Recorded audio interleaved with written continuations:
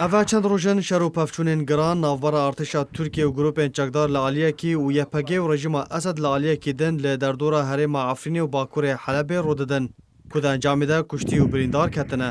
Ev parça vîdyoya ji Efrînê taybet ji Arkêra hatiye şandin. Tê de diyar dibe ku ji demijmêr çarê ber êvarê ta danê şevê avêtina mûşekan nehatiye rawestandin. Ji dereke taybet dazanîn ku ji 4 rojan ve ew prose berdewam e û mûşek ji herêma Efrînê ji bo herêmên derdora Helebê ku dibin destê PYD û rejîmê de ne têne avêtin û dengê mûşekan li nava bajêr bihêz berbelav bûye.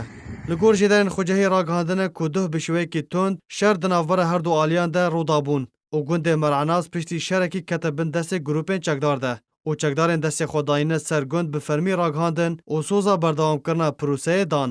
Lê piştî bi demekê heman çekdaran ku destê xwe danîne ser gundê Mer'enaz tekez kirin ku xwe ji gund vekşandine û sedemên vekşandinê ku mayînên çandî di nava gundê Mer'enaz de hebûn.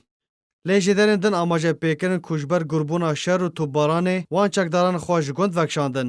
Li aliyekî din di encama wî şerî de du efserên artêşa Tirkiye hatin kuştin û hejmarek çekdar navbera kuştî û birîndar ketin. Rawanggeha Sûriya Mafê Mirovan di raporteka xwe de dadiyar kirin ku sê ji çekdaran di encama teqîna mayînan de li gundê Mer'enaz hatin kuştin.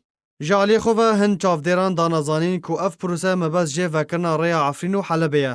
û hin siyasetmedar ew yek xistin stûyê gera 12 ya asîtana û gotin ku ev pêşate di encama gera asîtana de hatine encamdan.